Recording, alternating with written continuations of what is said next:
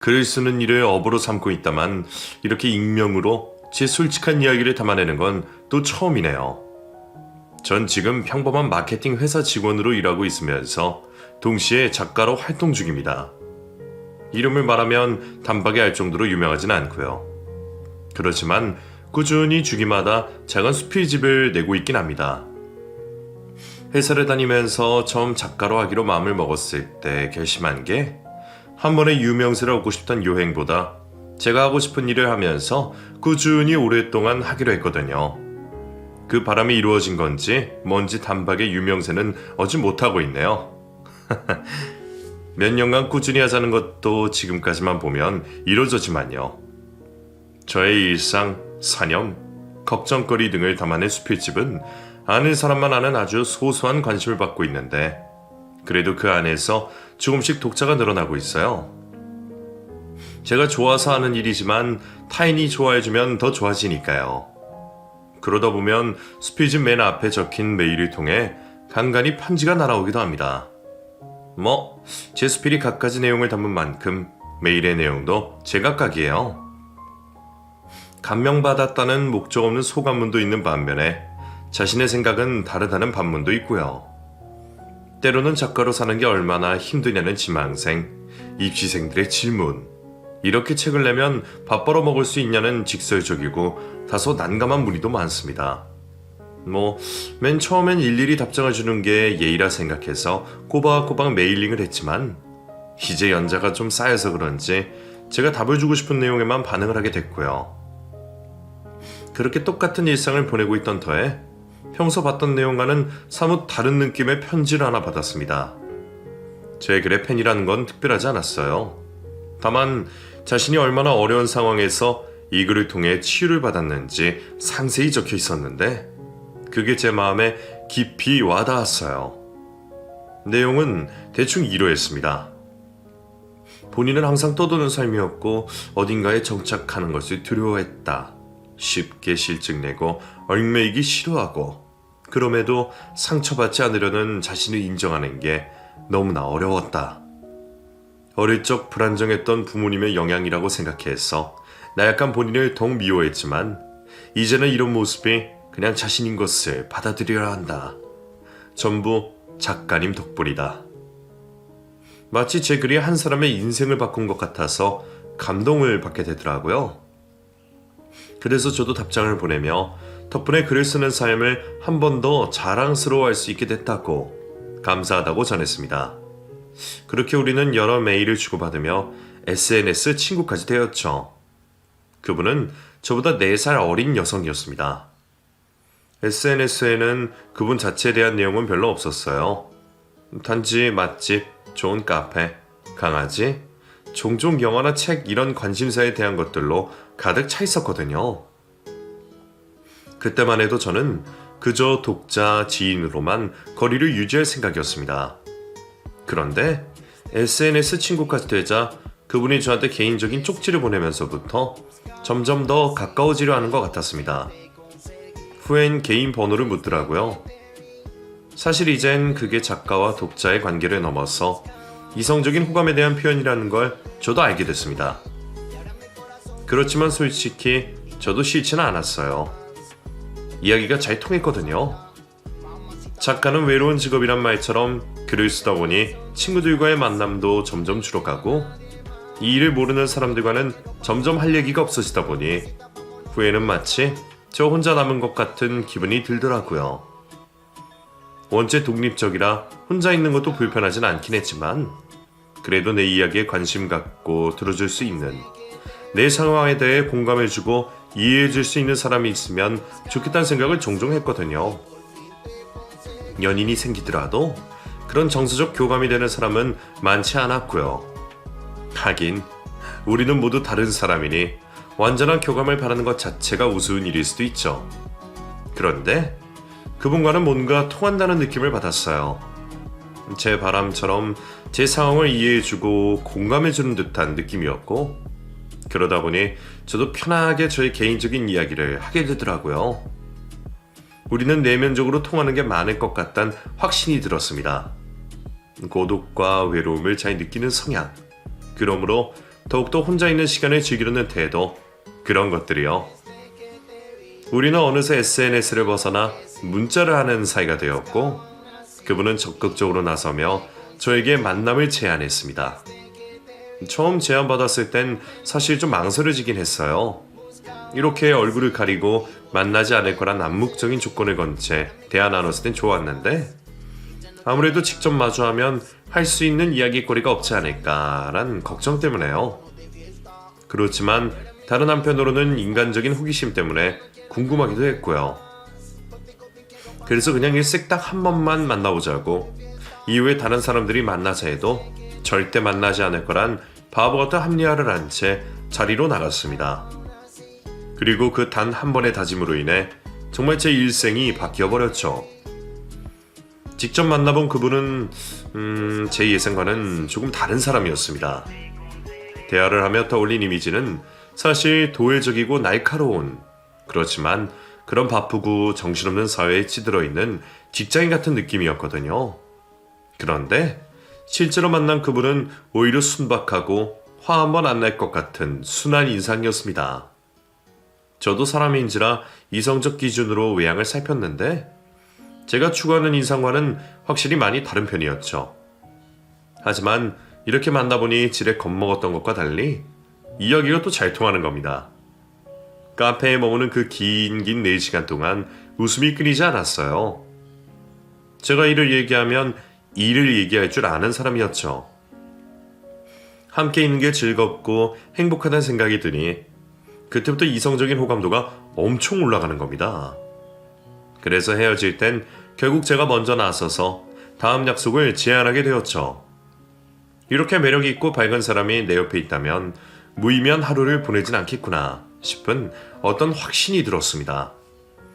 그 사람도 저와 같은 생각이었던 것 같고요. 우리는 그렇게 급속도로 만남을 가지면서 마음을 확인했고 연인 사이로 발전하게 되었습니다. 여자친구와의 첫 만남은 제가 한 번도 생각해보지 못했던 특별한 경험이었어요. 독자와 사랑에 빠지게 될 줄은 전혀 생각지 못했었거든요. 그렇지만 이것도 운명이고 가장 이상적인 만남이 아닐까 싶었어요. 저는 동태눈을 하고 주말만 기다리는 회사 직원으로 있을 때보다 목적 없이 친구들을 만나 술만 퍼먹는 그런 일상의 저보다 글을 쓰는 제 모습이 가장 좋았거든요. 제가 어떤 사람인지 스스로 생각해보고 그걸 밖으로 표출하는 게 정말 생산적인 경험이라 생각했고, 그런 제 모습이 좋았어요. 그리고 그런 저를 좋아해주는 또 다른 사람을 만나게 된 거죠. 아마 그래서 더 이야기가 잘 통했던 것 같고요. 우리는 같은 취향을 가졌고 같은 이상을 꿈꾸고 있다고 생각했습니다. 그간 연애를 틈틈이 해왔지만 이번만은 다르다고 확신했죠. 여자친구에게는 뭐든 해줄 수 있을 것 같았거든요. 바라는 게 있으면 다 얘기하라는 저의 말에 여자친구는 제 편지를 받고 싶다 했었습니다. 그래서 매주 편지를 쓰기도 했었죠. 적으면 일주일에 한 번, 많으면 2번씩 써주면서 제 온 마음을 표현하려 했어요. 아마 제 본업 수필보다 더 열심히, 더 정성스레 썼던 것 같기도 하네요. 편지를 받을 때마다 여자친구는 이런 편지를 받는 사람은 세상에 자기 하나뿐일 거라며 너무나 행복해했고요. 별거 아닌 그저 손편지일 뿐인데 어린아이처럼 좋아해주는 걸 보니 제가 더 행복했던 기억이 나네요. 그 즈음엔 정말이지 이런 하루라면 평생 즐겁게 살 수 있을 거라고 생각했습니다. 그 당시에는 그랬네요. 여자친구의 모든 점이 다 좋았지만 한 가지 마음에 걸리는 게 있긴 했습니다. 여자친구는 마땅히 하고 싶은 일이 없는 사람이었거든요. 아르바이트를 하다가 잘 맞는 것 같으면 직원으로 일했고, 그마저도 아니다라는 생각이 들면 금방 그만두었죠. 저와 만나게 된 시점도 공무원 준비를 하다가 그만둔 직후였어요. 자신은 왜 이리 실증을 금방 느낄까? 왜 이렇게 끈기가 없을까 하고 자책하던 때에 제 책을 읽게 된 거죠.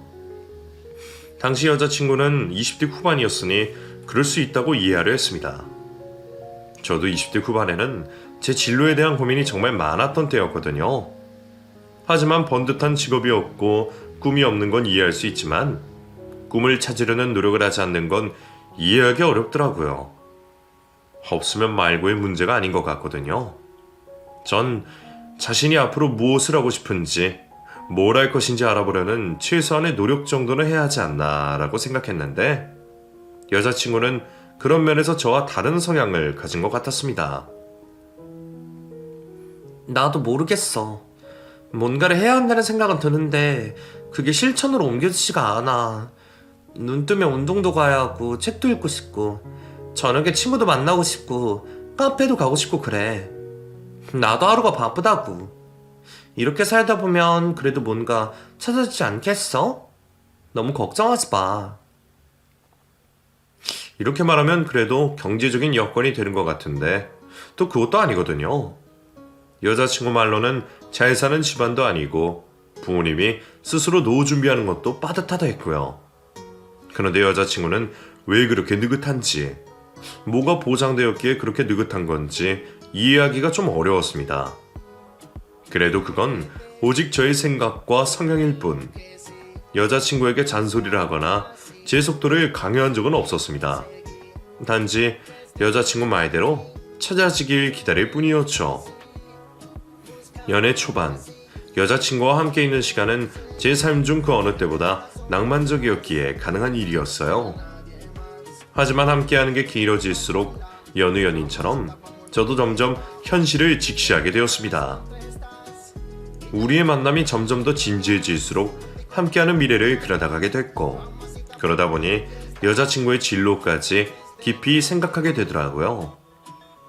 여자친구는 평소 결혼하고 싶다, 우리 반씩 꼭 닮은 아이를 낳고 싶다라는 말을 입버릇처럼 했거든요. 그래서 저도 한 번은 여자친구를 붙잡고 진지하게 말했습니다. 만약 너도 나와 함께할 미래를 그리고 있고 우리가 결혼까지 생각하게 된다면 나는 바라는 게 하나 있어. 네가 어떤 일을 하고 싶은지, 어떤 사람이 되고 싶은지 조금 더 부지런히 찾아줬으면 좋겠어. 나는 그런 사람을 원하고 그게 네 앞날에도 좋을 거라 생각해. 다른 건 나한테 맞춰달란 말은 안 할 테니 오직 네 장래만 생각해줘. 여자친구는 제 이야기를 생각해 본 적이 없었는지 조금 충격을 받은 것 같더라고요. 그리고선 알았다며 곰곰이 생각해 보겠다고 했죠. 오랫동안 생각하고 고민하다 꺼낸 얘기이긴 하지만 사랑하는 사람이 풀이 죽은 모습을 보니 미안하기도 하고 안타깝기도 하고 그렇더라고요. 이렇게 말로만 권유하는 건 마음에 걸렸던지라 저도 취업 스터디 같은 걸 알아봐주고 평소 배우고 싶다고 지나가던 말한 일들을 알아보고 학원도 끊어줬습니다. 만약 필요한 게 있다면 정말 물심양면으로 도와줬죠. 배보다 배꼽이라고, 취업했을 때보다 취업 준비할 때 돈이 더 들잖아요. 그 고충을 알기에 제가 먼저 나섰던 겁니다. 그렇게 지출이 늘어나다 보니 저도 일을 더 하게 될 수밖에 없더라고요. 기존에 쓰던 원고 말고도 돈을 벌 수 있는 원고 일을 찾아서 작업량을 늘려서 수당을 더 챙겨야만 했죠. 출근과 퇴근이 정해져 있는 회사 틀 안에서 일을 자꾸 늘려가다 보니 나중에는 과로까지 오게 됐죠. 점심시간에도 원래 밥을 먹고 글을 썼는데 어느 날 밥을 먹기 전부터 계속 어지러워서 책상에 잠깐 누워서 잠을 청했거든요. 그런데 그대로 의식을 잃고 쓰러진 겁니다. 한동안은 안정을 취하라는 말에 제 하루 루틴에 대한 심각성을 느낄 수 있었죠. 웃긴 건 쓰러진 후 회사는 쉬었으면서 여자친구에게 보내는 편지는 그대로 꼬박꼬박 보냈다는 겁니다. 저의 마음이 어느 정도였는지 아시겠죠? 후에 이 사실을 한 여자친구는 너무나 미안해했지만 그럼에도 괜찮았어요. 제가 좋아서 여자친구에게 보탬이 되고 싶어서 선택한 일이었으니까요. 여자친구는 이렇게 헌신하는 제 모습을 보면서 크게 감동했는지 자기도 이제는 일도 구하고 제 부탁처럼 정말 열심히 공부하겠다 하더라고요. 정말로 그 다음날부터 아르바이트로 일을 구하고서 학원도 다니고 스터디도 열심히 나갔고요. 그렇게 변화하는 모습을 보니 피로에 억눌려서 요양하던 전 그 와중에도 이제 결혼을 해도 되겠다는 생각이 들더라고요. 여자친구는 한동안 공부하고 알아보더니 출판사에서 일하고 싶다고 하더군요. 좋은 작가들을 발굴해서 책을 만들고 세상에 내놓은 일이 하고 싶어졌대요. 제 영향을 받았냐고 물었더니 그런 것도 있다고 하더라고요. 제 입장에서 많이 뿌듯했죠.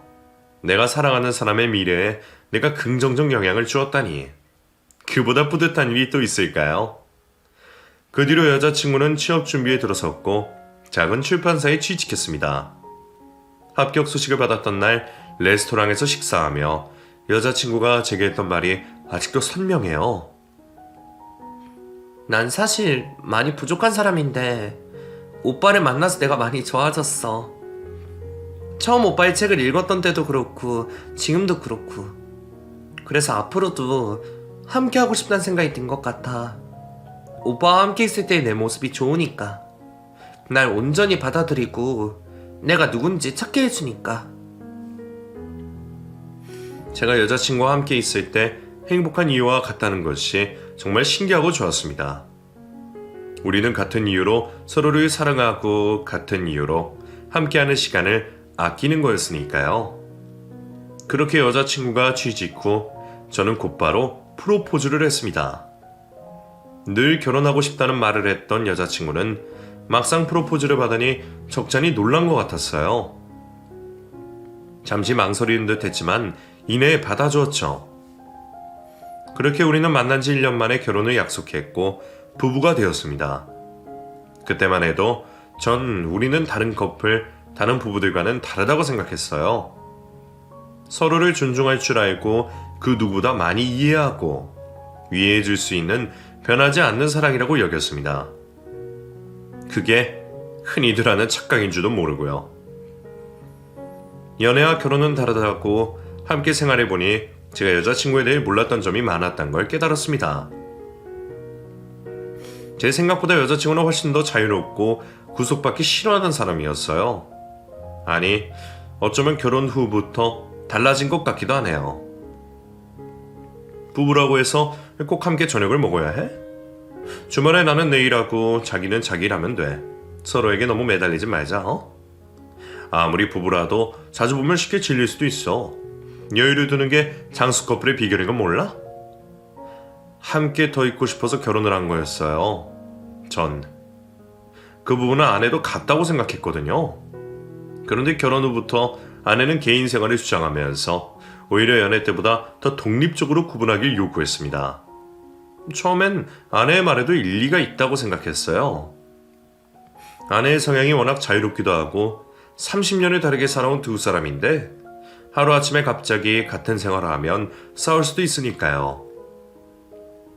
하지만 시간이 지날수록 아내는 저에게 집안일 전부 맡기고서 밖에 머무는 시간이 길어졌고 같은 집에 살면서도 얼굴을 보는 게 쉽지 않아졌습니다. 불과 신혼생활 6개월 만에요. 한 번은 함께 주말을 보내기로 한 날이어서 외식을 하던 주에 약속이 생겼다며 가봐야 한다는 겁니다. 아무 일정 없던 걸로 아는데 갑자기 무슨 약속이 생겼냐며 물으니 이전에 다니던 취업 스터디 사람들을 오랜만에 만나기로 했다는 겁니다. 아니, 그 사람들을 아직까지 만나는 것도 솔직히 이해 안 가지만 오늘 같은 기념일에 남편과 식사를 하던 중 갑자기 모임을 가겠다는 걸 누가 이해해 주겠나요? 오늘은 그냥 함께 있다가 집에 가면 안 되겠냐 물으니 안 가려고 했는데 자기가 없으면 안 된다 했다면서 사람들이 오라고 하더성하라 어쩔 수 없다고 대답하더라고요. 그 사람들은 중요하고 난 중요한 게 아니냐고 물으니 저더러 구속하지 말라 하더군요. 제 기준에선 상식적인 요구가 아내에겐 구속처럼 들렸다니 받아들이기 너무 힘들었습니다. 분명 연애 때도 이러진 않았거든요. 연인이란 관계를 떠나서 사람 대 사람으로서도 무례한 일이라고 생각되지 않나요? 이런 일이 숱하게 반복되다 보니 제 생각과는 너무나 다른 결혼 생활에 많이 힘들었습니다. 아내가 왜 그렇게 달라진지 도저히 제 머리로는 이해하기 어려웠어요. 이대로 살 수는 없다는 생각에 늘 그랬던 것처럼 편지로 제 생각을 적어 전했습니다. 한 글자 한 글자 제 진심을 꾹꾹 담아 썼죠. 지금 우리가 낯선 환경에 적응하지 못한 것 같아 사소한 다툼이 있을 수 있지만 저는 이 시기를 현명하게 잘 넘기고 싶다는 말들이었죠. 편지를 읽은 아내는 울면서 저를 안아주었습니다. 결혼이란 게 별거 아닌 줄 알았는데 해보니 막상 자기가 책임져야 할 것들이 너무 많고 너무 많은 약속들이 맺어진 우리의 공간이 낯설어서 자기가 자꾸 엇나갔던 것 같대요. 아마도 취직하자마자 결혼까지 해서 여러 변수들로 인해 아내가 많이 혼란스러워하지 않았나 싶었어요. 그렇게 우리는 서로의 진심을 알았고 많은 이야기를 하면서 위기를 잘 헤쳐나가기 위해 각자 노력하기로 했습니다. 주위 결혼한 선배들 이야기 들어보면 부부는 안 싸울 수 없으니 싸울 땐 싸우더라도 어떻게 분쟁을 해결해 가냐, 어떻게 조율해 가냐가 중요한 문제라고 하더라고요. 그래서 저도 이렇게 조율해 가면 다투더라도 잘 화합해 나갈 수 있을 거라 생각했고요. 저는 자유를 원하는 아내를 위해 차를 사주었고 아내는 매일 저녁마다 함께하기 위해 식사를 준비하고 저희 부모님과 함께 여행을 가는 등 다방면으로 노력해 주었죠. 아내가 운전하는 차를 타면서 이곳저곳 여행을 다니다 보니 부부 사이도 점점 좋아지더라고요. 그러면서 아내도 삶의 환기를 주니